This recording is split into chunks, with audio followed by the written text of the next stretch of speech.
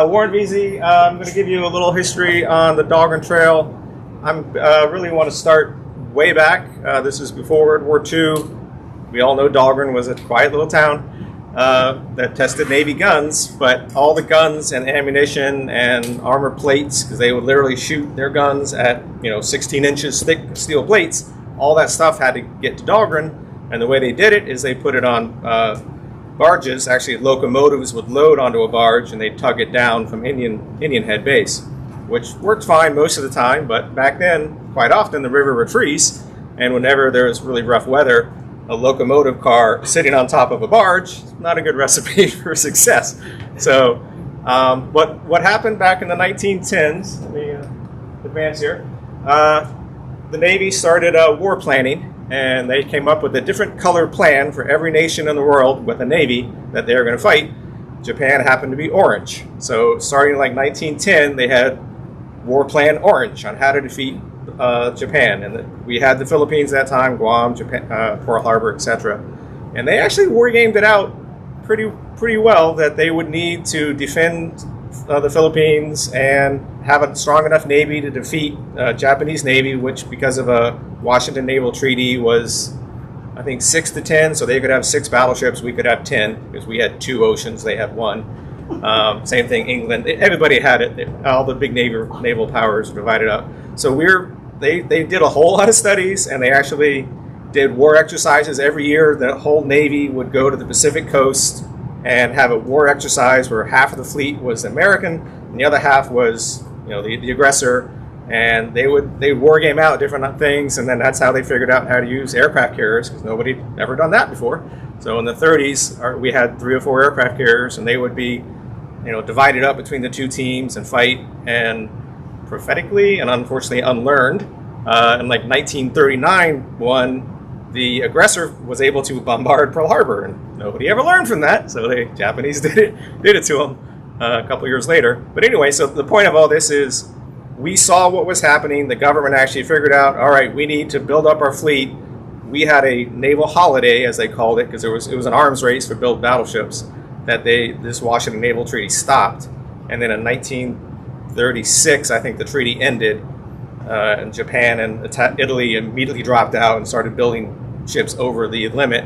So Congress saw that and said, all right, the Vincent's Act in 1933 to 37 started saying, all right, we need to start building new ships, and our old ships have 12-inch guns or 14-inch guns, and we know the treaty allowed us to go up to 16, so Washington Navy Yard was literally where they built the guns, and each time they built a gun, they pour in the steel, and it cooled down, and then they would rifle it, but then you need to test fire it, which is why Indian Head was formed, because the president was on board a ship once, the Princeton, I think, back in 1870s, and they test fired the gun, and it blew up and killed like half his cabinet. Luckily, he had gone down to the bathroom, so he avoided getting killed by that much. But like 4 or 5 ambassadors. Which was it was like 1870s or 1880s. It was actually, it might have been before. No, I think it was after the Civil War. It's not in this brief, but Google that. But that is literally why Indian Head and Dahlgren were formed, because they're like, when you have a 16-inch gun, the barrel's that thick, and if there's a little pocket of air in there, the only way to find out is to shoot it. And do you want to stand next to it? No. So they would have to call it proof firing. You'd bring the gun down here to Dahlgren, they set it up on a mount, you put in a little small charge, everybody back away, and you shoot it, and it didn't break. Come up and you put in a bigger charge, all the way up to full charge. It could be 50 pounds of gunpowder. So that's what people do on the base. Even to this day, they proof fire every gun, and then as we got more accurate, they also zeroed them in. So each gun will shoot a little bit different. So that's literally what we do here at Dahlgren. Is one of the things is test fire guns. So back to the story. The Navy's getting bigger. There was a big gap of like 20 years, so we didn't build any new battleships, no new guns. All of a sudden, we got a whole bunch of new ships being built with brand new guns, and we're pumping them out, but we can't get them to Dahlgren in time, especially with 2 or 3 months out of the year, no traffic on the river.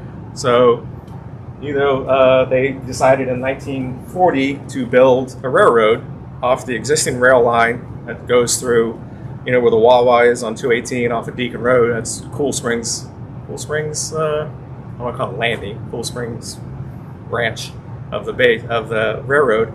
So they figured out they'd build a rail line from there into the base. The base already has, and still does have, like 4 miles of rails where they would unload stuff from Indian Head off the barges and tool them around with a little locomotive. So they had their railroad already set up. But we decided, the Navy decided, and it was actually the Navy built it, not a CSX or RF&P back then, whoever, Norfolk Southern. It was actually Navy designed it and built it and paid for it, the rail line. So, kind of rambled on about that slide. So, But where did that Warren, it went from Dahlgren to where? They were going to use Indian Head barges anymore. So. Right. Well, they still were. So it started right off of 218, right past Deacon Roads on one side, the Wawa's on the other, before you get into Falmouth. Maybe about a mile, right off the Route 1, maybe a mile from Route 1. Yeah. So that was where the line, and it still does. It's still active. It's still an active rail today, but that's way ahead of myself. So anyway, so this goes through. They authorized $1.5 million to build it. The existing line was owned by RF&P, which I corrected myself, found out in this research that's Richmond, Fredericksburg, and Potomac. I always thought it was Rappahannock, but it's actually Richmond RF&P from the Cool Spring Station, as I mentioned. 27 miles long, and there's already 4 miles of rail with an actual little locomotive pushing stuff around on the base. So they came out in, I think, early 1941. They had a bunch of surveyors trying to figure out what's the best path, because right at that point there was just dirt roads, I guess, around. The 301 bridge had just opened, but that was north-south, not east-west. So a few people that you may know, Ferry Farms said, "Oh, nope, you can't go through us." So they actually pulled up the stakes off of the Ferry Farms. I don't want to call it a park because it's privately owned. Said, "Nope, you can't go through here." But you can build a Walmart there. You can build a Walmart, but it has to, even the McDonald's can't be, it's not their standard McDonald's. They had to change their architecture form. But I didn't realize that John Lee Pratt was at that point the vice president of General Motors, which was, I believe, the biggest company in the country at that point. So he had a lot of pull, and he didn't want his cows being disturbed, so they rerouted it around his farm.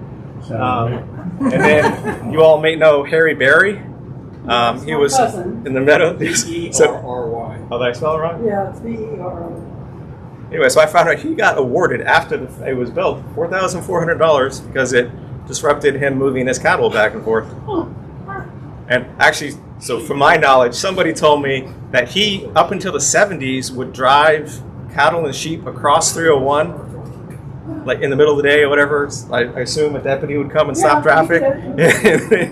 So it's funny. 50 years ago, they would stop traffic. Sheep, he was suing somebody for. Gotcha. So obviously he knows, and he was successful. So that's just, to me, that's, if somebody wants to ask you about King George, it's like, 50 years ago we would stop traffic on a major interstate. And the real sheriff's department, the real courthouse. This is not back really then. Yeah. But the original one, it showed up there with a flock of herd of sheep, and to make his point. A bunch of sheep can make a point. Especially if you leave them around too long. Anyway, so that's I was just wanting to verify that. I thought that was amazing. So they started building. It was opened in 1942, and they spent a total of $100,000 to buy 440 acres of land. So that's one thing I hear a lot of people say. Well, if the railroad wasn't used, wasn't used anymore, you should give it back to the citizens you stole it from. It's like, well, okay, do you believe in government give up, handouts? No. Well, they paid $100,000. They should pay you back, right? You shouldn't give something away if they paid you for it. That's just a little ding that I get a lot of people pushing me, like, well, the railroad should have been given back to the property owners. Like, well, Jimmy Nash is rolling over in his grave. Yeah, I know. Well, he was paid. He was paid in 1941, 42, $100,000 for divided by 400 acres. So that was money that the government paid the people in compensation, and a local judge was the one who set the price. It wasn't somebody up in D.C. setting the price of the properties. So, and I have the old plats of this original survey. This is one of them. This is the 218 bridge right by Caledon, right here, and it shows the original owners: Smoots, I don't know, Margaret Day, Richard Stewart, Fitzgerald. So these are the property owners back in 1941, 42 time. And then it has, this is the width of the trail. It changes. When they built the trail, they needed to do it quick, and they only had, at that point, very new diesel bulldozers and such. So what they did is called cut and fill, which basically you have a hill and a valley. You cut the top of the hill off, push it in the valley, and make a flat line. So that's what they did. So whenever they needed to cut through a hill, they would take more land off. So that's 150 feet wide. And then here it goes down to 120, where they would just fill in. This is one of my most beautiful sections of the trail. It's all old growth trees, and you're literally like 50 feet up in the air above them, almost like you're flying through a forest. It's a very, very interesting experience. But so the trail varies, gets up to 300 feet. I think the most narrow spot's like 75. So it's a fairly wide piece of property. The part that it still exists is 240 acres, I think, in King George, that 15.7 miles. So anyway, a little bit of history there. It has all the old owners from way back when. So, and the new owners. And, well, Richard H. Stewart's new. Okay. Does that help at all? So good? Okay, gotta eat the mic. All right, so, as I said, the trail was opened in August 42. Maximum 103 trains in a day.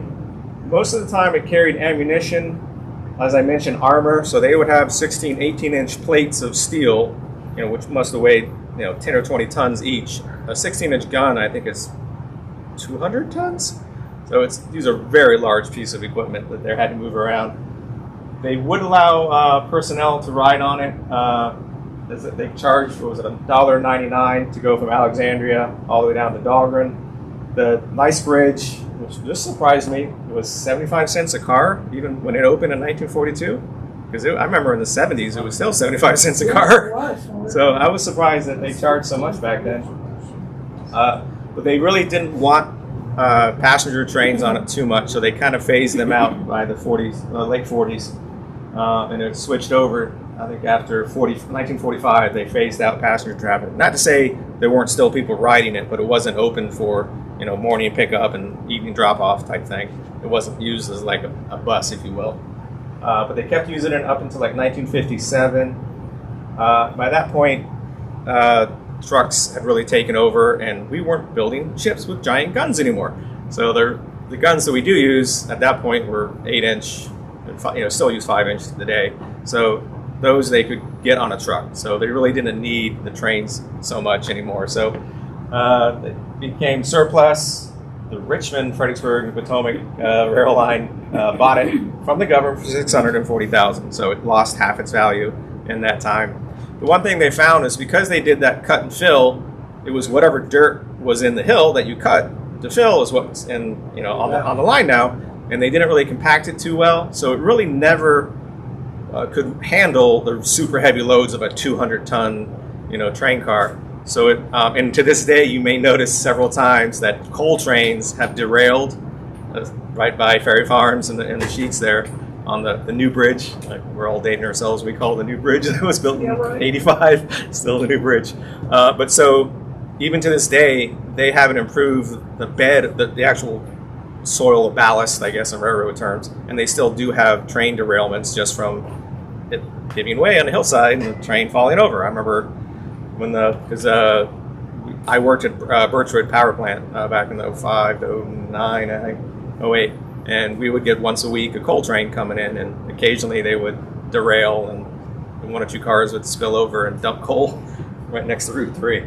So it was built very quickly, and it wasn't really built to CSX type modern standards. So that's why the Navy kind of was like, yeah, there's no point in this. We can use the truck now on 218, on Route 3, 301. So they sold it. There were immediately quite a few companies, especially Solite Aggregate was still operational until the 90s, pulling up all the sand and gravel pits that you see on Route 3. Those were loaded. We're off of Bloomsbury Road, where the caboose, we have our caboose right now. There was a 4 or 5 loading stations where they would dump the sand, and it would go up on a conveyor belt and go inside, dump into the open hopper of a railroad car and haul away. And that was one of my jobs, was literally jackhammering a 3-foot diameter concrete post to get it down flat. All the fun things you don't think you'd ever do growing up.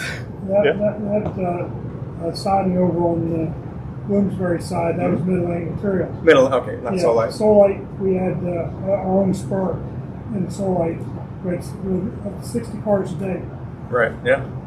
So, yeah, I guess now we have lovely duck ponds, I guess, in this place. Yeah. You're still not, I gotta eat the mic even more? Yeah. Yeah, Oh, okay. gotta eat it. Hold it right in All right. your mouth. Right in your mouth. Yeah. Well, you always see some singers actually put it on their lip. Yeah, or tilt it. Okay, we'll try that. So anyway, as I mentioned, Birchwood would get a coal train, 105 to 110 trains of coal once a week. Every night at like 4 a.m., a trash train comes from DC down to our landfill and dumps them out. And then there's CMC rebar, which I don't know how often they get it, maybe a month or so they get a train. So it's still an active rail up to Bloomsbury, up to the landfill. So, and to this day, it's still operational. The trash train, and the rebar are still coming through. So here's Birchwood. The trains would come in. Here's the train line, and then they would spin around. Just a giant coal pile here, and then the landfill. This was an early shot. The landfill is now the mountain behind it. That was all great, and it's still working to this day. But the last 16 miles, which goes from, here's Bloomsbury Road, so here's the landfill. I guess that was your Solite connection, maybe. So this part was all surplus. So RF&P eventually became CSX, and CSX in 1993 hired Stan Palavota's, I think it was Battlefield real estate or whatever, to try to market the sale of this property. He held meetings. We've got old advertisements in the King George Journal advertising the sale of the property. It just went over for a couple years. At some point, they said, "Fine, you don't have to buy the whole thing. You can buy in between these state roads if you just want to buy a section."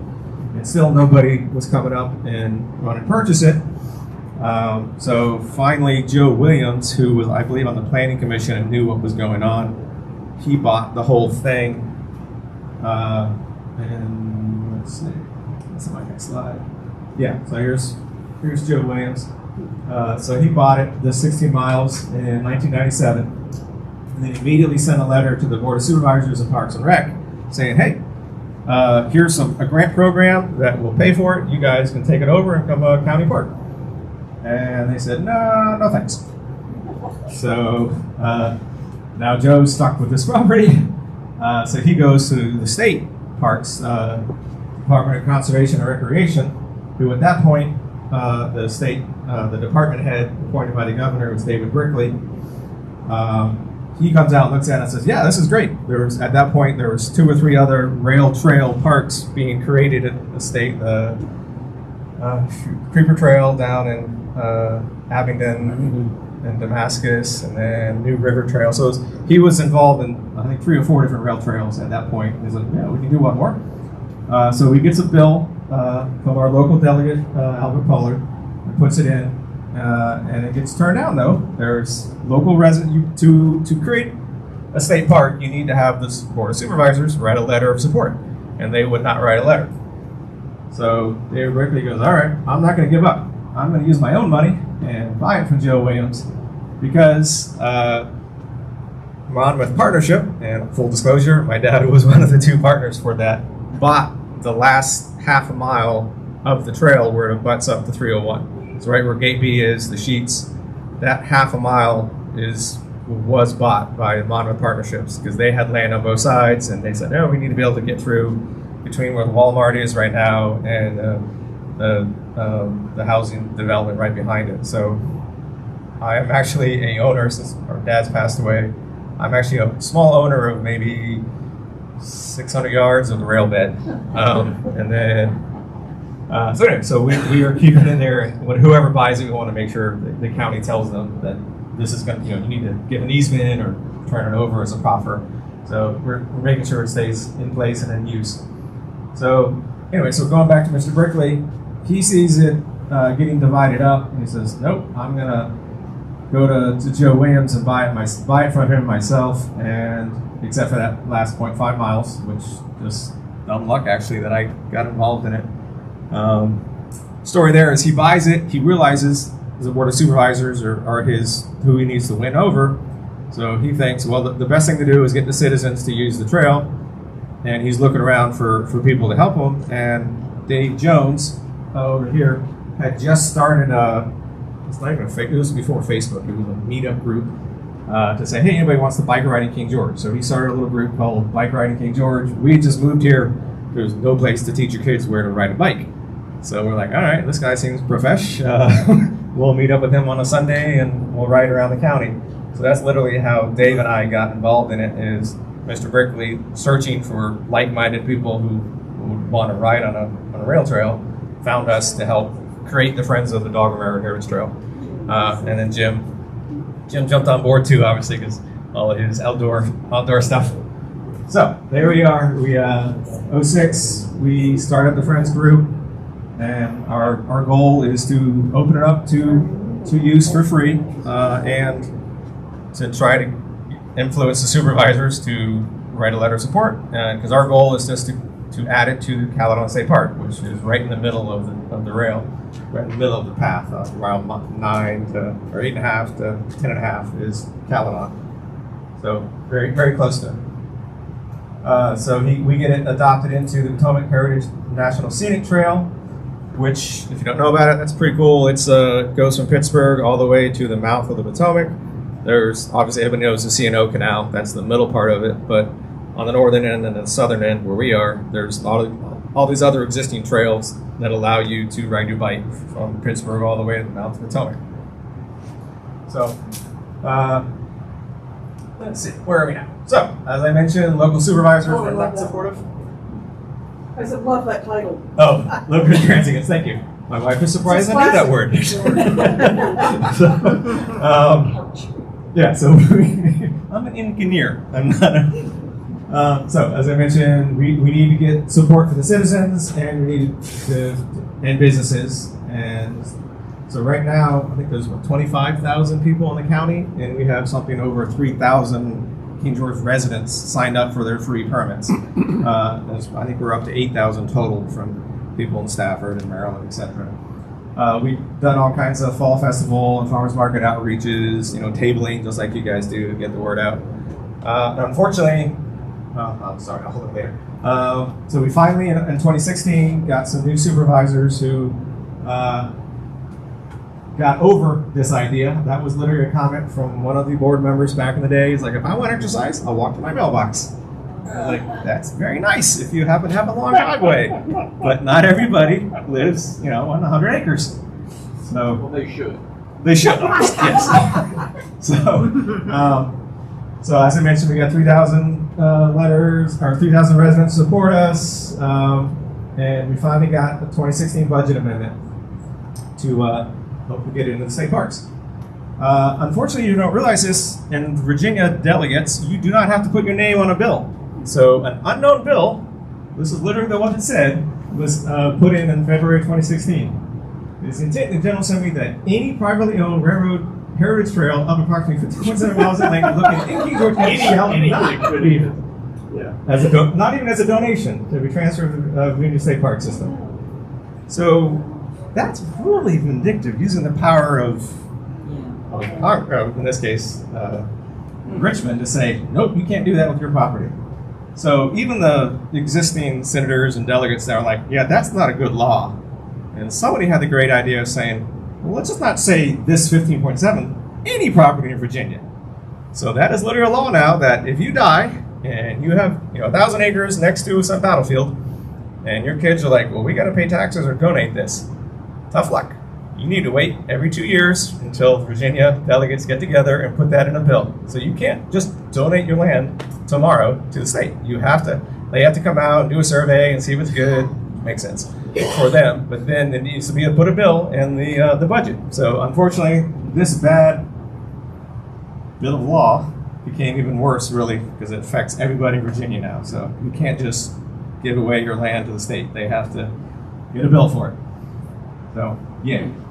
So put that in your tax planning if you happen to have 1,000 acres next to a Civil War battlefield.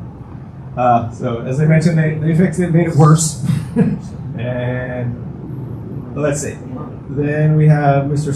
Senator Stewart. Actually, his family used to own Cedar Grove. Jim Nash, I think, bought it from his family in like 1945.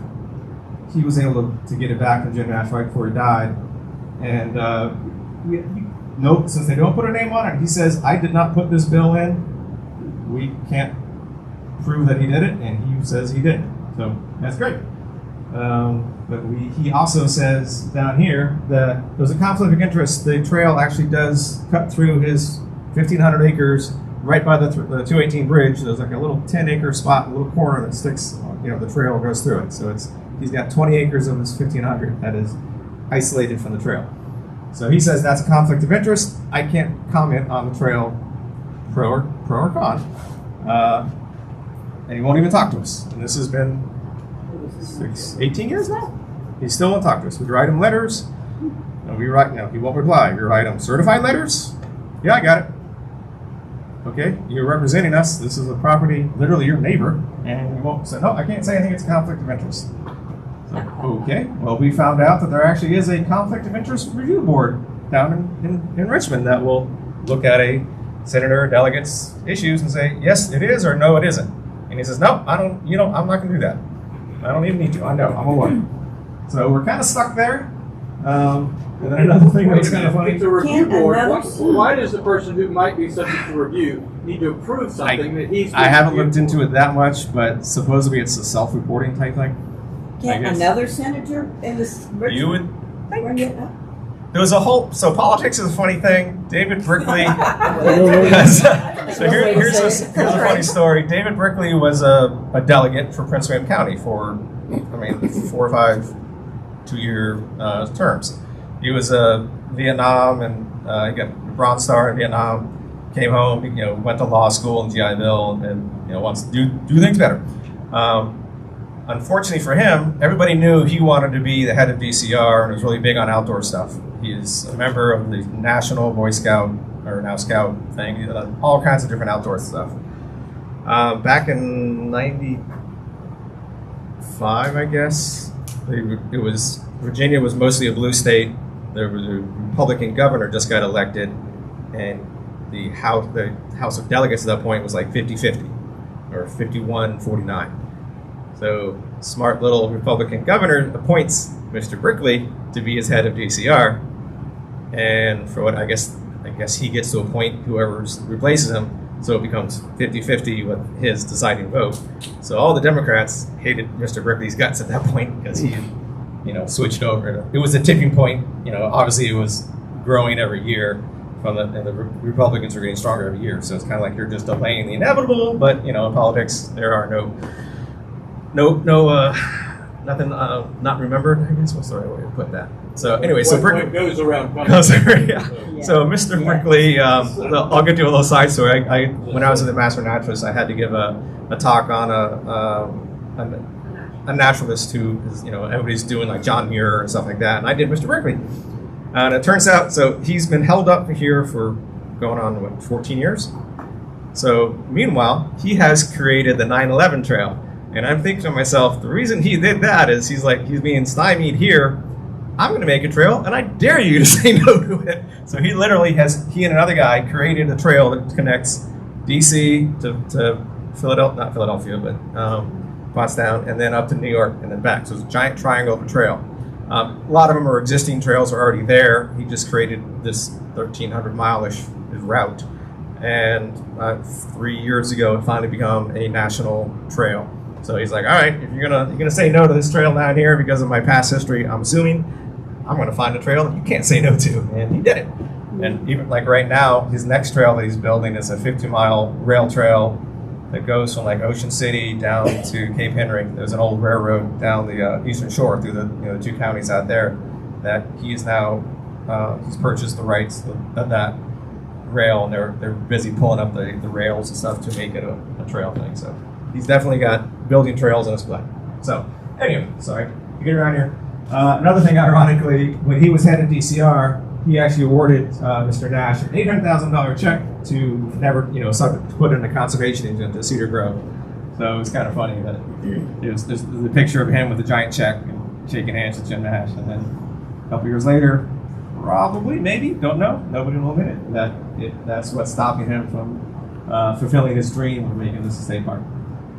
Anyway, it's politics, nobody says anything in the open, and that's kind of, after 18 years of doing this, that's my point of view. That's all I can say. This was in the open, just for the record.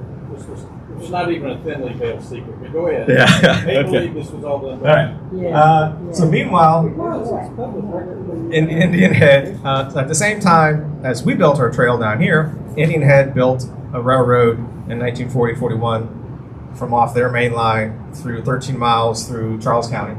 And they got it purchased, the county bought it, used the grants, as we mentioned, to unfortunately for them, in my point of view, they cut down all the trees and then paved it. So you don't really want to go out here in the summer because it's very hot. We left all the trees up, so we on the rail trail, you're just going to see this is gravel and there's trees on both sides, trees up into the ditch even. So it's kind of a tunnel of trees, but it's also shady, and you can use it year round for that reason. Where is that picture taken? This is the construction of the Indian Head Trail. So this is over in Charles, right in Waldorf. There's actually, they have a caboose just like we do, right off of 301. It's like a blocker. It's behind a building, so you can't see it directly. It's now their most popular park, and it's a great way to commute into Indian Head if you ever get a sign there. Going back to the Friends, we created a group. We call ourselves the Dirt Devils, DRHD. We like to just pronounce it dirt. Dave Jones came up with that name. So we've been out here since '06, maintaining it. When we first got it, it was all the wooden ties were still down there, so we had to pull them all up. Shoot, I'm getting way ahead of myself again. All right. But anyway, so we've been working on it and doing a fairly good job. We obviously have limited ourselves, so I mentioned that 8-foot wide swath, not the whole thing like Indian Head. And as I mentioned, you can get a free permit to go out and use it. Half the people you meet out there think it's already a state park. So they're like, what? Or it's a county park. They just assume. So, unfortunately, Mr. Lynch put out a post on the King George Facebook page saying, hey, please don't ride your horses on here. We haven't worked that out. How are we going to keep it clean? How are we going to keep you safe if we come up to a horse?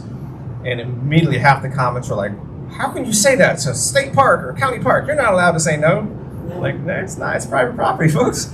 But literally, I would say 7 out of 10 of the comments were people assuming that it was state-owned or county-owned. We're going to go down to the courthouse and complain. It's like, complain all you want, dude. It's private property. He can make it a rule if he wants. So, and one thing I always like to say, it's user-maintained. So, obviously, we've been volunteering for 18 years now. So many people I see out there are like, thanks for maintaining it. I'm like, no, I'm not a volunteer. I'm a user. If you're using it, come out here, give back 1% at least. Come back with some cutters and cut a vine. So that kind of irks me a little bit when a volunteer is somebody else, right? It's not you. But if you're out here using it, you're out here maintaining it. Because it's privately owned. It's just this guy's being nice letting you use it. So it's not like, a volunteer is somebody else who go out and fix things. Like, no, this is, if you're out here using it, you should be out here maintaining it. Be it, writing a letter or, whatever you can do. But, give back the 1%, 5%, however, whatever you can give type thing. So that's just my little personal dig on people coming out and using it, thinking, oh, volunteer's going to take care of that tree or, move that branch. Now, if you're stepping over that branch, please bend over and pick it up. Do a little CrossFit on your run. So, one of the things back when it never would have happened actually unless Jay Gerald actually donated to us $100,000 and really hasn't talked to us since. It turned out that he was best friends with this guy, Bruce White. Their sons were in the Scouts together, and they were both coming up to be Eagle Scouts. They lived over in Spotsy, and that's where Jay, he owns like half of Fredericksburg now, I think, and quite a lot of King George. So he, rich lawyer dude, but he just, with really no strings attached, gave us $100,000, which is, we used 60,000 of it to, as I mentioned, pulled up 16 miles of rails And hey, landfill, you take them. Like, no, that's hazardous material. We can't take that. You have to pay for it. Like $100 a dump truck. I'm like, okay. But we will take them for free if you grind it up, because every night the landfill has to put cover over it to try to cut down on the smell.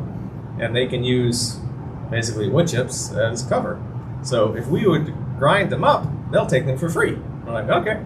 So we rented this giant tub grinder, which imagine an 18-wheeler with a giant mouth, and you drop in the railroad ties and it grinds them up and spits out mulch. Yeah. So how is that less of a hazardous material now? Don't ask those questions. Sure. Waste management. With a tub grinder, you have to take all the top plates off. You're jumping ahead of me. What do you call it? Your straw man, right? Whatever. All right, I pushed the button. So what happened is we rented the tub grinder. It was $8,000, and I told you it cost $20,000. So what we found out, unfortunately, is occasionally there would be a steel plate left on it. And twice it went into that tub grinder and destroyed it, and we had to pay to repair it. So that $8,000 job became a $20,000 job just to rent the tub grinder. And then, of course, all the dump trucks to haul it. Because a useful hazardous material is not hazardous anymore. So. It all becomes clear. Yes. Thank you. And actually, I don't want to tell my wife right now, but you're not supposed to put mulch up against your house because termites and stuff. If you think about it, ground up mulch is from railroad tie is perfect because they won't come and eat it. So when we built our house, and we have a little bit of ground up railroad tie mulch around our house. Too much transparency. Yeah, sorry. It's no longer a toxin. So Right. all that went away. Yeah. Well, I mean, these were. So another interesting thing about railroad ties is, so the railroad company wants to figure out and to keep records. So they would literally put a little copper nail about this long with the year stamp on it. So I pulled up many of these ties because we had to handle each one. We call it Thailand. We'd have to pick up each tie, pull out the little S strip of metal in the corners, and make sure there's no spikes or heaven forbid plates in it. And we would find these little copper plates. And most of them were like 54 or 55. So they obviously put it in probably with raw lumber back in 41, 42. Figured out we need to do some upgrades, replace those, with the actual asphalt, or not asphalt, creosote, which I guess there was a super fun site on Massaponax area where that local plant that they did it. I think the high school's there now. Of course it is. Of course, they pulled all the dirt up, moved it away. But anyway, so they replaced it with those ties. So I have a bunch of little copper nails that have a little 54 or 55 stamp in them. But yeah, we spent, how many months? Luckily, it was right across the street from our house. When Joe Williams bought it, the excuse he gave his wife is we have our land across from the old middle school, and then we have I think it's called Oak Springs, but he uses the Latin term for it. Porpoise. Yeah. And the trail actually was a way for him to get from one end to the other without going on the road. So that's one of the excuses he gave to the wife while he bought it. So that land was sort of right in the middle, right next to the gun club right now, the Northern Virginia Gun Club.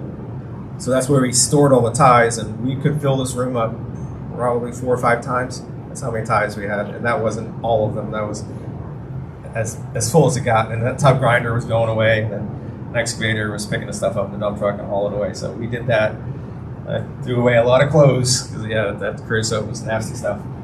Anyway, so we got all that done finally around 07, 08, stopped growing, finished that. Then we started getting these Boy Scout projects.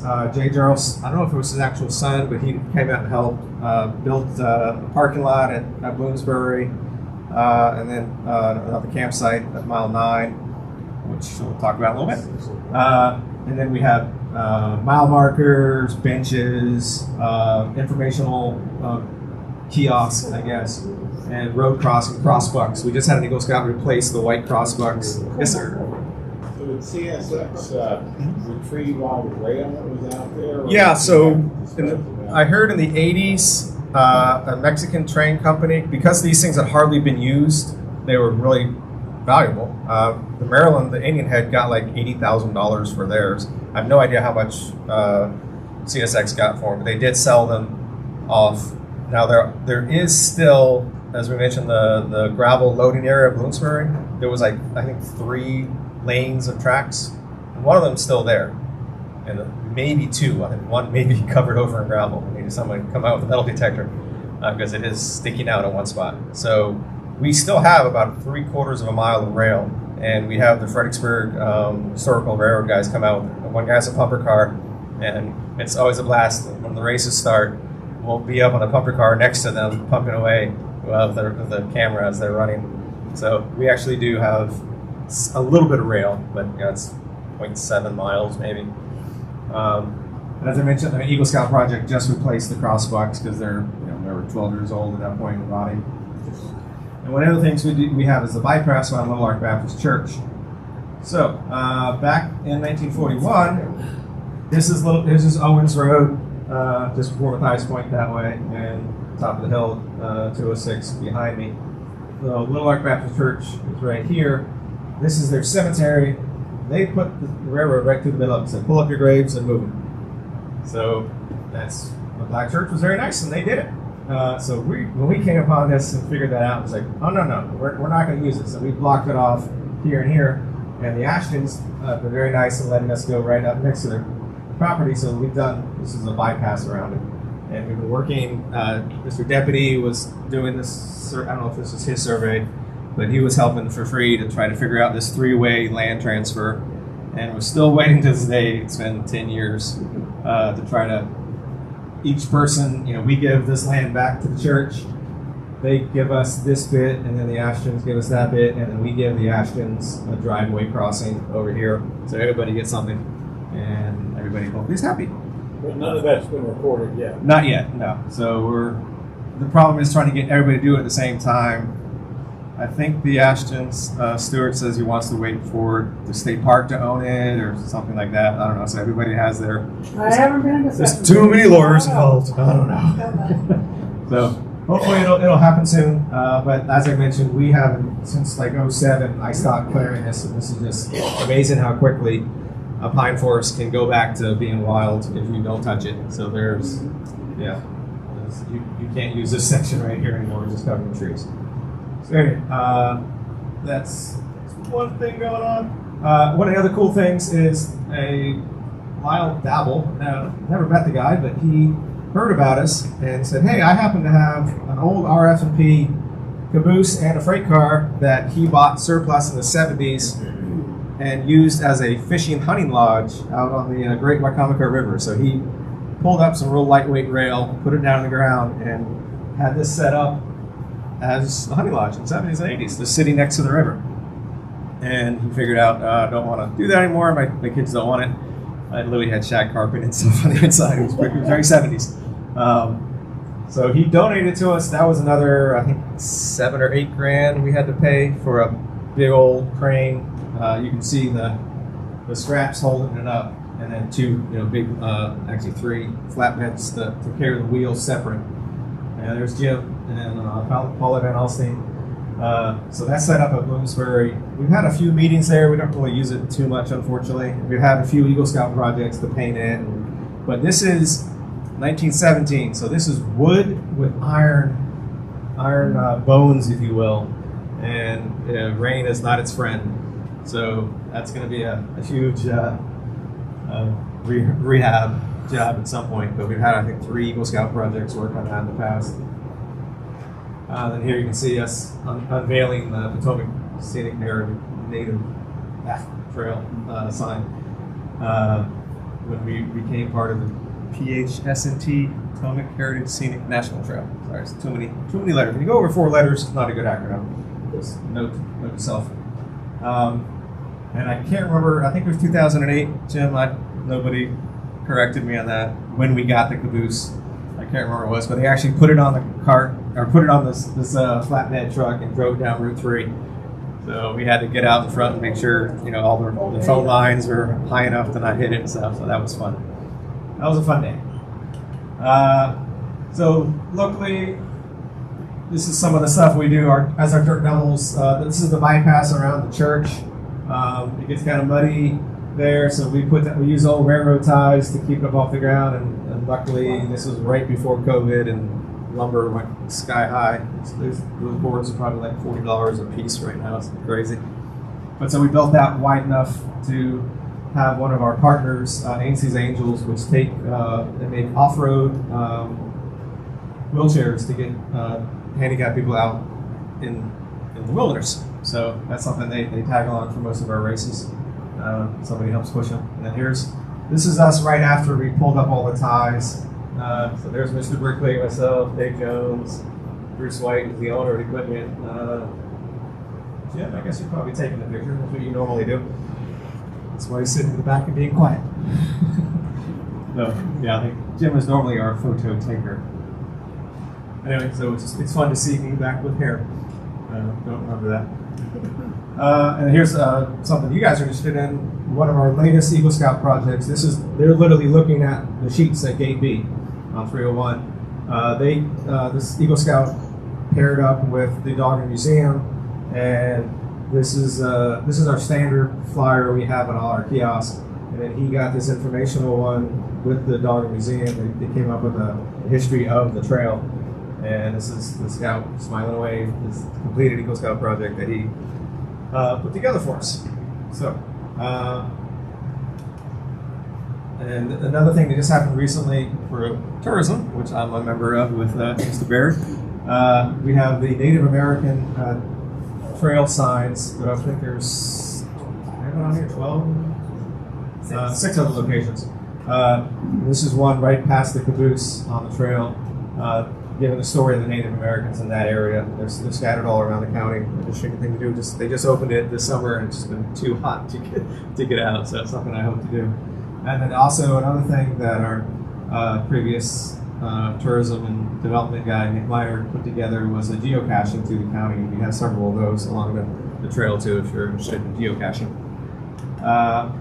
And then, as I mentioned, full disclosure, this is the Monmouth, the Walmart. So my family actually owns this bit right here and this bit here. So this is the official end of the trail that Mr. Brickley owns. So we own this little bit here. And this is now, that's the sheets where that sign is. This is the new Bayside 4, I believe. And this shaded an area. It's the brand new self-storage unit that came in, and he needed to use. The owner there was like, well, I actually need a rail bed, but I will create a 6-8 foot wide path to go around it to replace it. So he doesn't have a formal easement. That's something we still need to do to get from him, or the county does really, for this part of it. But he lets everybody use it. So and that's our plan too. Whenever we find a developer for this, which after 20 years still hasn't happened. So, yay. So that blue hash line is the is actual still rail bed. Carolyn and John. It's all one owner, right? Or is it more than one owner? This part here? Or? Where the storage unit where the is. shorts are. Oh. The shorts. That's only one single owner, right? That whole property. This part here? Yeah. Yeah, that's the Dave Murphy, who is the big developer of the Walmart. So the Monmouth partners still own this section. News to me that I've been waiting for. 2 brewers bought this, and they're hoping to build a brewery here, along with 2 restaurants. But they've been hoping for 2 years. Now I think they have all their permits now. Still waiting. Still in the breakground. So that would be nice. Highmark is in by Vinny's. They don't brew there. They brew a little bit. So this will be a. This will be a full stand up, and he said they're gonna. Where's the shorts storage? That's right here. Oh, okay. Yeah. So this is a bigger one that's going in. Yeah, it's already completed. Already. Yeah. And they have Oh, I haven't seen further phases that they'll make it even Yeah, bigger. I was thinking that was the road. That's the Yeah, road. no, Yeah, that's this, right. yeah, That's Owens. And that's the thing. That's Owens right Yeah, here. yeah. So, so this is the Ashton property here, I guess. And this is Monda Lexus, I think, on this part. Yeah. And this is Bayberry down here. So, hey, this is what right now, like we just ran, every year we run a 50K race, which is 32 miles. It's an ultra marathon. Normally we would start at the other end by the caboose. We can only fit about 100 cars in the parking lot there though, and she wanted to grow it. So we also, because the runners go out 16 miles, turn around and come back, we got a lot of time we're sitting around. So they said, well, we can run 2 races while you're sitting around and waiting. We'll run a second race. So it's actually a half marathon too. So to get a bigger parking lot, we decided to start the race on this side. So this is the University of Mary Washington campus right here. So all the cars can park at Walmart, and the start of the race is like right here. And they get onto our property and they get on the trail. So that's something we love as the tourism member. It's a lot of people. I don't know how many it was because it's kind of weird to ask somebody where they're sleeping tonight. But I think 20 or 30 of the 130 racers who ran that 50K stayed in the hotels here the night before or night after that. So you don't really want to do anything after you ran 32 miles, surprisingly. So anyways, that's one of the things that I love to hear, that I think of all the tourism events that we supported with our grants on the tax side of things. I think this is probably our most successful to actually get heads in beds, as they call it, or heads on pillows, or whatever the proper terminology is. So I think it's probably our most successful. And we gave a grant for like $6,000, I think, for signs and start-finish race type things. So anyway, that's the eastern end, and yeah. So hopefully, whenever we develop this land on the Veazey side of things, hopefully we will make as a contingent of the sale that they will allow a permanent easement to the county to get to get the 301 basically. Well, let's see. And this, as I mentioned, we have lots of races. The whole thing is outreach. We're trying to get the citizens to say, hey, this is a good idea. To make sure the supervisors support it, to make sure it becomes a state park, because that's why we're here for 18 years. So we have a Sheets to Sheets race, which is a local Dahlgren employee who lives in Claydale. Said, hey, I think he's right across the street from you. He's like, I want to run a race. So he created his own race, and 30 people showed up 5 years ago, and now he has to cap it at 350 people. And that's just, they run down most of the rail and end at the Sheets at the 301. We do a fall festival race. We're having Kevin Bionde, who just retired from the base. He's a big runner, and he's like, he works volunteers at the fall festival, and he's like, I'll start running a race again. So he's got a 1 mile, a 5K, and a 10K coming up in a couple weeks. We're starting to try to do a brand new bike race, do the whole thing. So that's something brand new they're working on. And then, as I mentioned, the 50K half marathon, and then just a regular half marathon that we run every year. So, we have close to 1,000 people every year come from all over to go on the trail. Not to mention just regular families out walking, biking, etc. So, I think we're around. I don't know how long can I talk? Yeah, that's fine. We're not worried about that. So, I got a question for you. Oh, yeah. Oh, you got a couple. Yes, sir. In that one photograph that you showed the trail near the caboose, Mm-hmm. back That one, or? the one before. Keep going. We showed the trail there. Oh, there you go. Yep. So, you treat the trail, or basically you're just looking No. for the users to wear down the trail? So when we started in 07, 08, Luckstone would let us get their grindings, their stone dust. So when they break up a big rock into little rocks, it makes some dust. And they would give that to us for free, as long as we would haul it away. So we did, I think, 3 miles of stone dust. So after 12 years, grass is starting to grow up. But this whole area right here was stone dusted. Down here, you can see that's the existing rail that I mentioned that you can actually ride a cart down. So we've done like 1.5 miles here at the 605 end, and then at the Indiantown Road, we've done about 1 mile there of stone dust. Otherwise, it's just gravel. So if you want to ride a bike out there, definitely use a flatter mountain bike tire. Don't use a little road bike tire. You don't spray off the vegetation. No, the farmer on both sides definitely uses Roundup and kill everything. So don't. That's bush hog. We bush hog it, 2 or 3 times a year. I bush hog in July. I'll do it again when the growing season stops. Dave Jones just lives a couple miles away. He'll ride his riding lawnmower down here. But yeah, it's we just try to keep that 8-foot section open with trees on both sides. So In the wintertime, you can see, I think, 8 houses off through the woods. You know, some of them up on top of the hill. So it really is just a tunnel lost in the woods. You'll hear 218 or free traffic a little bit, but in the summertime, it really is just a green tunnel.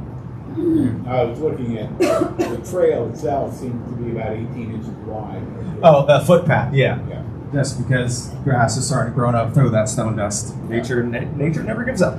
We will win. So those rails are still there at Bloomsbury? Yeah, so that's For a very the short 0.7 miles Yeah. section where you can actually put the pumper car out there. If you want to come out in February, that's when everybody knows Sean Pilati, his ex, now father-in-law, Don Kirkpatrick, is the owner of the pumper car that he brings it out. And that's me. I usually am the operator of it. It's a direct drive, which, if you know what that means, is the wheels turn, so does the pumper arm. So if you put your leg underneath it, it's going to break your leg. So it's a blast to ride, and it's a good workout, but it's, you know, you have to be careful. It's not a toy. So, sorry, I keep talking, obviously.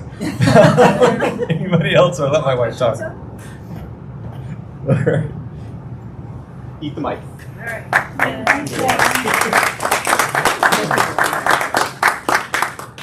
All right, I'm gonna, is that good?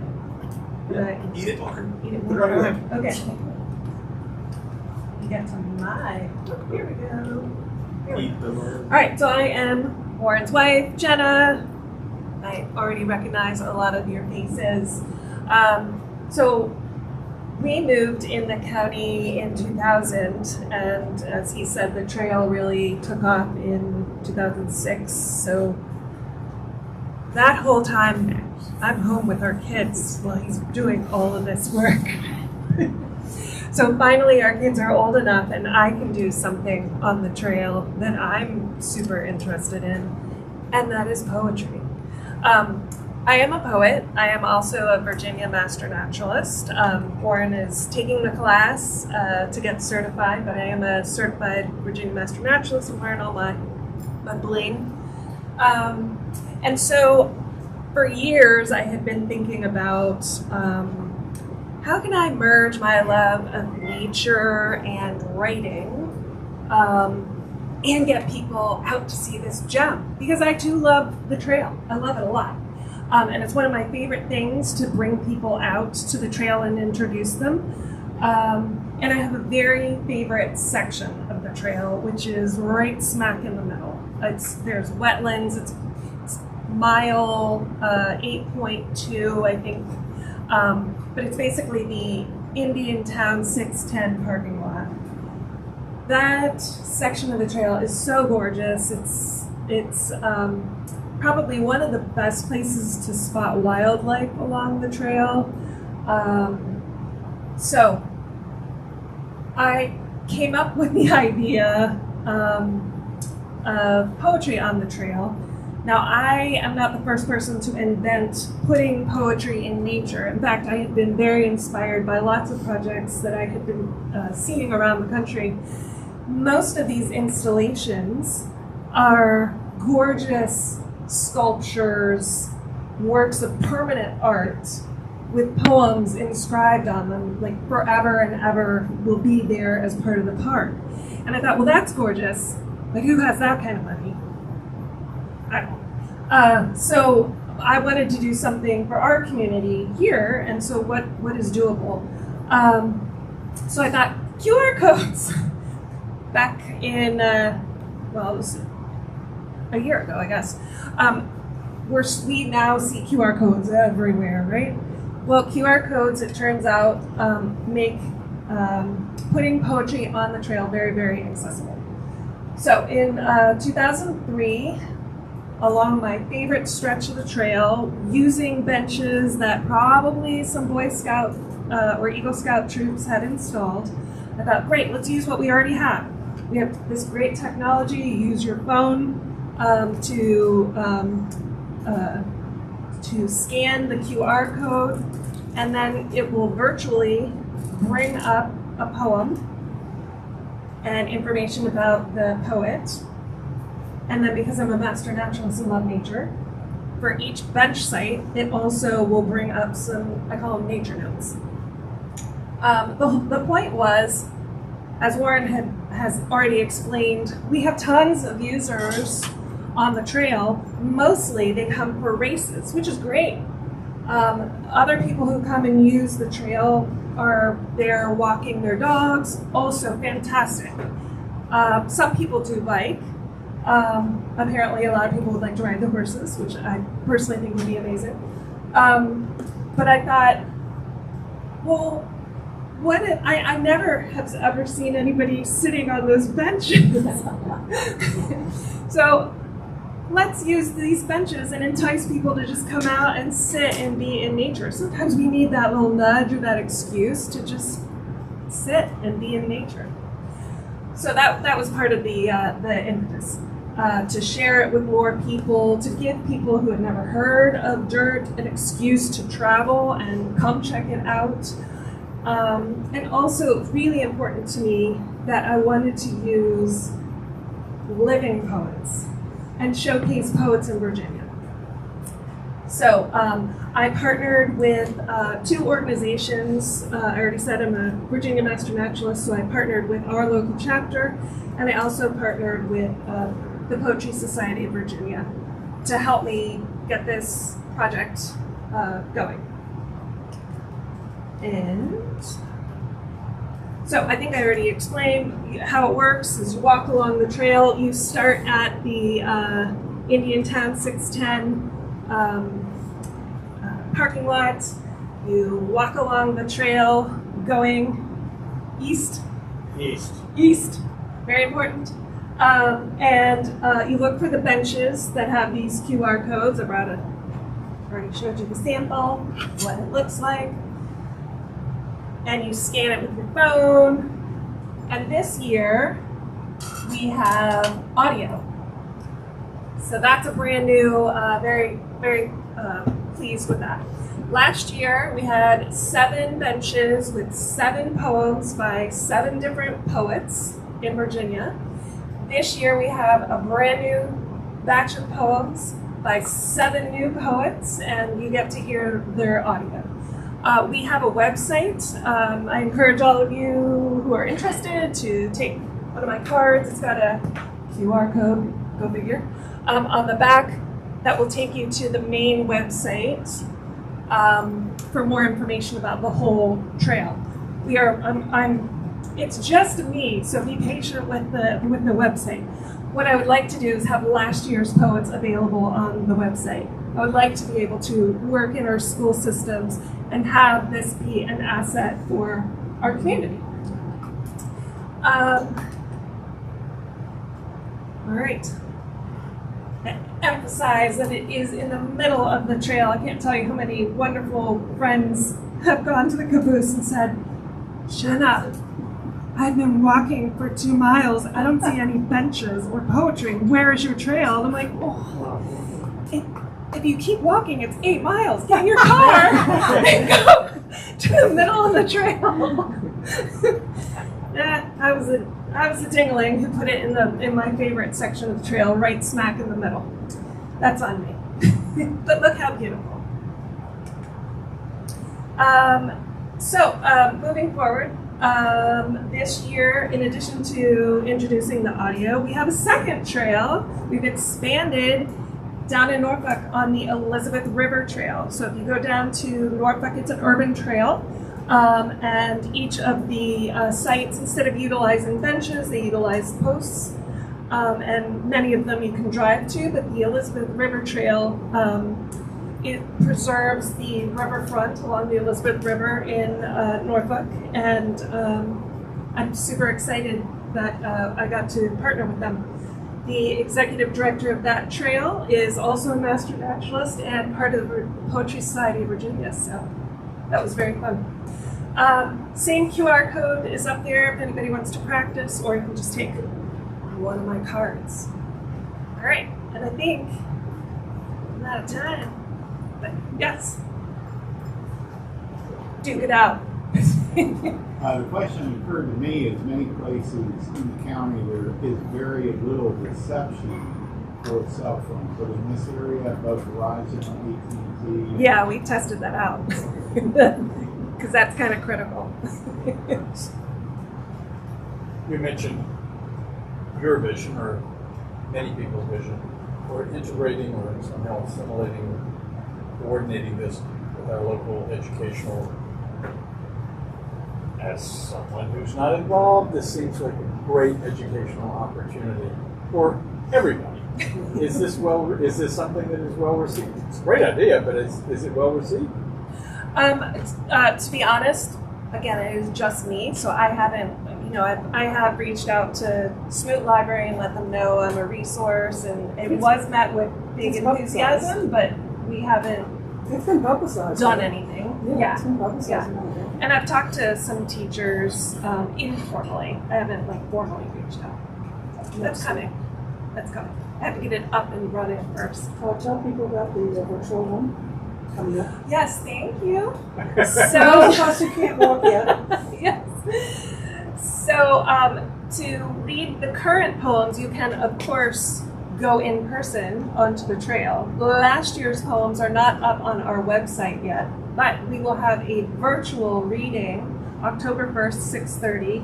The Poetry Society of Virginia is hosting that, and you are all welcome to join us on Zoom. I just need to, I can leave my email with you and just reach out to me and I'll send my link. And if we take your card with your website on it, is the information going to be on the website? Can we contact you through that too? You can contact me through there, yeah. Any other questions for me or for Warren? Yeah, brother. I think you have another Oh, question. there was. Sorry, I didn't say. Are you being shy? This yeah. He is being shy. Yeah. Very to New I York. mean, this is impertinent, and maybe if I shouldn't yes. ask this question, could Dave Brickley still own it? It's still private. Yes, he does. Yeah, And Mr. Brickley is still he's young. He's not as young as he was 25 years ago. Yeah, he's in his 70s. Well, He travels a lot, so he's in very good health. Way of all flesh. Is there provision for It what turns the to great his beyond? it turns to his children. So yeah, that's a thing. We've been talking to Delegate Kent because obviously Senator Stewart won't even turn our calls. But Delegate Kent, Mr. Lynch has taken her for a tour on the trail, and we wrote her a draft bill, which is I guess what lobbyists do these days. Is here's a bill, you just sign your name to it, and send it in, or not sign it in Virginia. You don't have to. So we're hoping come January when the new House of Delegates gets together, that she will take our bill and push it forward. So one thing as she mentioned, 8.2 miles of Indiantown Road, that is actually Lori Schlimm's and Rod Schlimm's property that they sold to Jay Gerald. It's funny how that name comes around. And he was going to develop some 440 acres and call it Lake Caledon. You may have noticed the Save Lake Caledon signs. So last year she was pushing for him not to develop it and to sell it to the state. Because of that unknown bill, they couldn't just buy it immediately, but they went out and have looked at it and we're waiting for a news release saying, yep, they approved it and they're going to buy it. And that 440 acres to become part of Caledon, so on the south side of 218.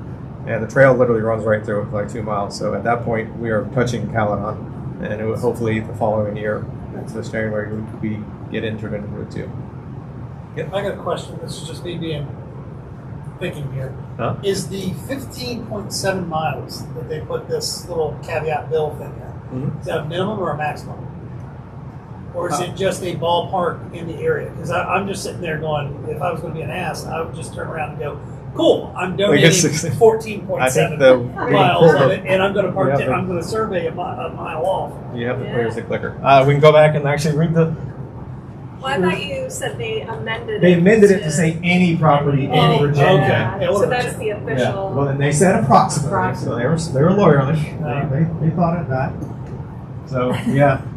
That's what I would do. I would sit there and be like, cool, I'm going to shave an inch off the entire 15. Yeah. So they said approximately, and then it's any property in Virginia now. Right, because So, the 15.7 was the exact number for the King George Trail, but now they've expanded it to any property. yeah. I mean, except for putting the name of it on there, there's no other linear property in King George. So it was a very directed attack.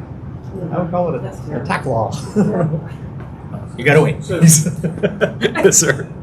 How do you handle liability? So- Because it's private property. That is a big problem right now. So when it opened, there was a national law that says if you don't charge money for somebody on your property, they can't really sue you unless you dug a hole and covered it over.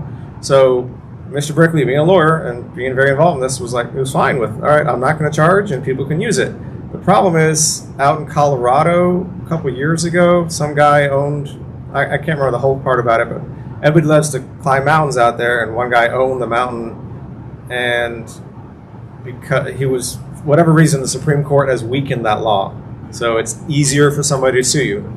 So, side story, everybody says, oh, King George, the trail is already part of the state parks, or it's already part of King George, because in 2018, we signed an MOA with the King George Parks and Rec, and it became, they could advertise it in their brochures and stuff.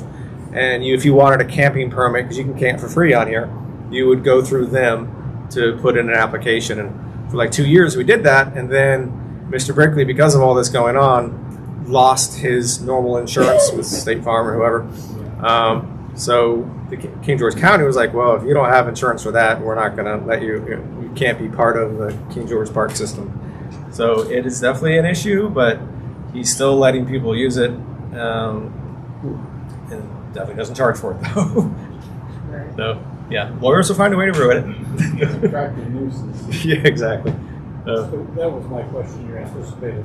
Who indemnifies and holds harmless? So we have, Or is there, 2006 somewhere, we had little cards, remember? Yeah. You had the, oh yeah, we had physical We had permits, something and you would mail to him, and he would It's mail all it back. virtual. Yeah, so now it's all They virtual. have their own QR code posted on every trail, and if you pull up the Friends of website, it immediately prompts you to fill out a permit, and that you fill it out instantaneously, and excuse me, you have a copy in your back pocket of your, on your phone. but as part of that permit, can you sign, because nobody reads, you have to read. No, 20 pages of, I agree with this, could you put in something, I agree to indemnify and hold harmless? I'm not a lawyer. Yeah, that's part of the rules of using it. I agree to stay within this 10-foot section of the trail, not to wander 80 feet off to somebody else's property. I mean, Keep he your dogs on a created leash. the- Yeah, he created approved it the all. verbiage. He was very, being a 70-year-old guy, he was like, what's this, clickety clackety stuff? I want a signature. And it, our webmaster finally convinced him to, if you check the box on the website, that's good enough for the court. So there's no more paper permits anymore. I have good stories about people walking up our farm road to my house, Oh yeah, so thinking they were still on the trail. yeah, actually one of the guys who came down recently for me was like, oh, I was riding down the trail, I ended up on the river. I'm like, oh no. Uh-huh. So we went and bought like 10 signs online, big arrow signs that say trail this way, and put it around the Little Art Baptist. Yeah, so the Ashton driveway's right here. We have like 10 signs now to direct people up the bypass. Those signs weren't there when I was living in. No. No, we put them up 4 months ago, I think. No, and people got really ugly. And Yeah. also I had some bikers say, "Oh well, the This is GPS state they're parkland, driving on lady." this path between the two Waterloos." And I drove out there with my car to get them, and they said, "Well, the GPS says this is a road." I said, "Does this look a road?" Of course, I know GPS isn't always on. Well, I say you're on private property, people. I'm a big hiker, so I go up to the Appalachian Trail a lot in Skyline Drive, and there's many places to get to the Appalachian Trail where you park on a state road, and you walk up a gravel road, and on either side of the gravel road, it'll say posted, no trespassing. The actual road is open, so a lot of people, when they saw you're no trespassing, it's like, yeah, I see that all the time. As long as I stay on the road, I'm good, because your posted signs are on the fence on either Well, I'm side. glad you put the signs there. Yeah. That was that right. So signage is important, but as Jim says, you get sign pollution at one point, so you have to figure out how many signs you put up. So You're part of the American Indian Heritage Trail too. yeah, that was one of the pictures There here. are signs. Are they contiguous? The trail? No, they're scattered all over the county. There's one in Nominee that's the only one It's that we've more of seen. a, like a driving. Yeah, it's definitely a driving trail. thing. There's one at right by Tim's too in Fairview Beach. That's where they did the opening ceremony. There she is. You can talk. Good morning. There's one at the Dahlgren Museum. There's one in Hop Yard. There's one at Sealston. Yeah. There's This one in Nominee. There, Tim's and Camelot. Right. No, they're interesting. The two UMW students put together were amazing, and there's so much history. I had no idea all these little sub tribes and things they did. It's definitely worth looking at, doing some research. Poor farmer was putting out his corn for the season, and here's this blacktop surface Oh, they no. put right off of the road, and he never told him. So he didn't even know it was coming. And then this past week, they were Are you talking about the Indian signs? the one in Hopwood. That should have just been 2 posts on the ground. I mean, we had to do a misutility, and that was it. Parking lot to have access to. Ooh, that's Rowan can say, You want this, Mike? Because that's not what the grant covered at all. The grant covered, 16 posts and I don't 8 know who paid signs. for it, but it was on the Service Authority's property. Oh, well, Service Authority can do whatever they want. No, that's, No, it wasn't theirs. They had no idea what was being done. gotcha. No, definitely Rowan is the one to talk to. So, I mean, that's someone who used to work for him. Yeah, I know exactly who did. It's And the very first instance is 1844, okay. So the original was 1844 when the Peacemaker, which was the name of the big smoothbore gun, blew up and killed the vice president, I think, and a couple ambassadors. And Secretary of State. Secretary of State, Secretary of So that was Franklin Pierce, Pierce, yeah. yes. one of the greats. He survived. He had to go to the bathroom, and it was very hot. You'd be lucky It's to good. historically our worst president we ever Franklin Pierce. had. Yes. Historically, he's the We worst used to. president. The only thing that we would close is the gate at Wilkes-Barre, with basically sunrise to sunset. Lost all the way. One thing for Yeah, all the way to gate B.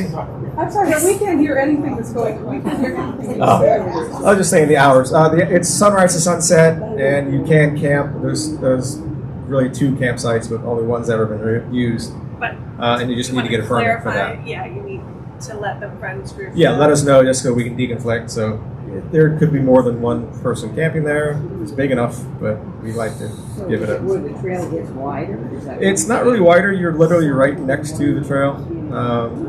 But we have a fire pit, picnic benches and stuff, and some cleared areas for the campsite. And it's it's one of the cut areas, so you're in a steep little valley, so you don't really hear anything except the coyotes and the owls when you camp there. What's the narrowest part of the right of way? The nearest part is Lamb Street Church Road. It's like 80 feet there, but normally I think 120 is the normal. That's like a 50-foot section. The average width is close to 150 to 200. So it's 240 acres. Yeah. Sorry if this seems like a stupid question, but is the permit permanent or just temporary?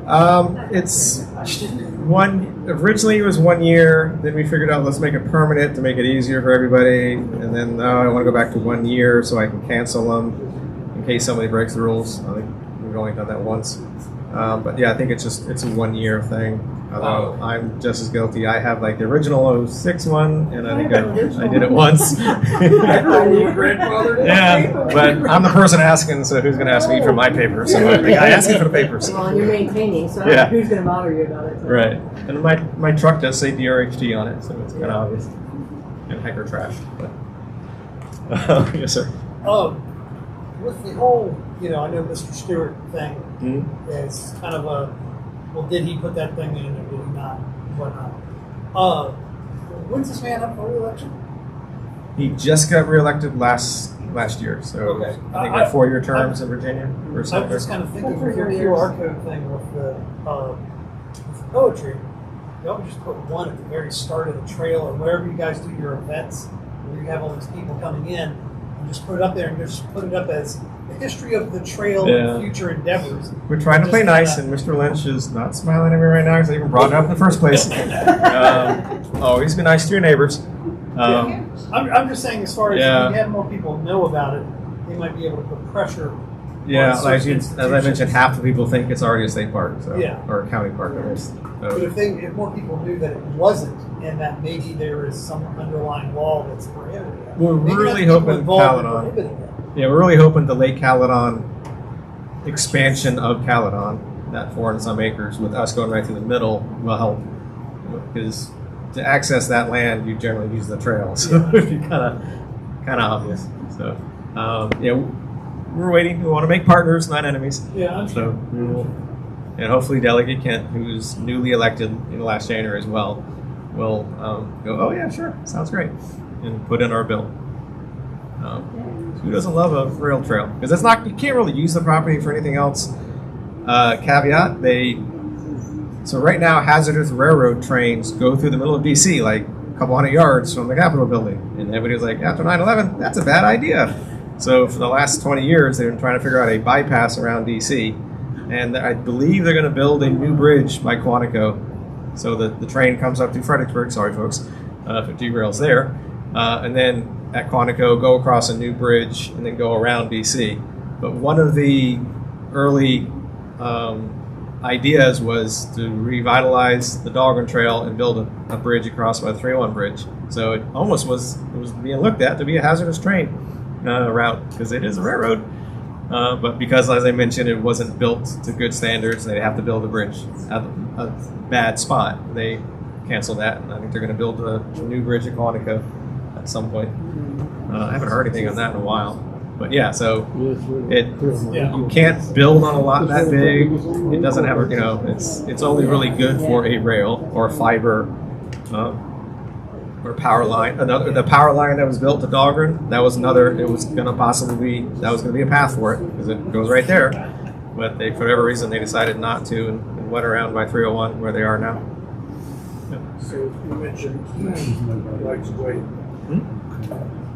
My understanding, maybe I know stuff I'm not supposed to know or recall stuff. It's not a right of way. It is a property. Sorry? It is a property. It's a deeded parcel. It's not a right of way. Right, but a previous owner retained The some right-of-way underground for utility rights. utilities. Yes, Is that that's still the he still owns it. question, Yes. yeah. So Joe Williams, when he sold it to David Brickley, was thinking way ahead of himself, a smart guy, that hey, fiber is going to be a big deal, and he kept the underground utility rights of it, and still does. And people are like, well, you can't have a state park if somebody else owns the utility rights under it. It's like, well, guess what? W&O Canal is like a lot of state parks have utility rights underneath them. They're underground. It doesn't affect you. So it's up to his family on what Celia and Roger, how they want to handle that. But yeah, it's definitely not an impediment to the development of a trail. As I mentioned, it's 50 to 100 feet on either side. They could easily run a underground, every 300 feet, as they just did for All Points Broadband in everybody's neighborhoods. Hopefully. So yeah, it shouldn't impact it. The where's my the Indian Head Trail? On either side of this, there's a sewer line and a water line and fiber through there. So if you go along there, you'll see the little red pipe sticking up every once in a while and say, danger, do not dig. And you'll see the big manhole covers and stuff. So yeah, it's 12 miles with 3 or 4 different utilities running in the corridor. Yeah. Well, that makes sense because it's a perfect place. Yeah. Why do eminent domain on 50 properties if you just have one existing Joe one? Williams thought What's 30 simpler? years ago. We never got thanked for that. Yeah. What you say makes sense. So it's it's a beautiful wooded trail right now. I really hope, in my mind, I'm not sad that it has become a state park because I love our green tunnel and I really don't want it to become this. Yes, I bike into work once a week, twice a week to the base, and that would make my commute a little bit faster, but an hour biking versus 50 minutes of biking, I'd rather have the shade of the trees around me. Yeah. It's so much more usable. You can't use this in July when the sun's beating on you. Well, it's so nice to see nature. Yeah, it Natural really nature. is. So many times I've had to stop because I look over to a pond and see a river otter sitting there eating the fish. And half an hour later, oh crap, I've got to get home. Somebody's Is waiting. equestrian access still an open question, or has that been resolved? The gun club? Equestrian access. Oh, so again, Mr. Brickley opened up many 3 or 4 different rail trails when he was head of DCR. His thing was partnerships and users or maintainers. So from the very get-go, he said, if you want to ride your horse out here, he talked to a club, said, yeah, come out and ride. Just have a work day once a month, scoop. And they wouldn't do it. So that's the only thing holding back. If you want to come out and play, Horse come out. riders wouldn't do it? No, they want to. I mean, they have, I don't know how many. There are several parks around here that you can go out and ride, and you're not required to clean up after yourself. So that's kind of their mindset. So, although 2 or 3 of the people on the Facebook King George community did say, I will come out and help. And Jim very nicely replied to them saying, yep, hope to wait and see you on that study. So, and if it becomes a state park, then it's a done deal. Then somebody gets hired to go out and shovel it. So, I'm is all it? for ponies and cones. Yeah, ponies and bones. But over the years, I found horse manure sticks around for 3 or 4 months, and it's a nice little road bump when you're on your bike, so it doesn't go away very quickly. So, not that I'm against it. I'm mocking. Yeah. So it just takes some work. Not that the city came over the manure. Getting late. Sorry. No, that's right. Thank you guys. Thank you so much. Very, very much appreciate this. We knew it was going to be a great program, and we knew that so many people, consider the trail just one of our greatest assets, really, in the county.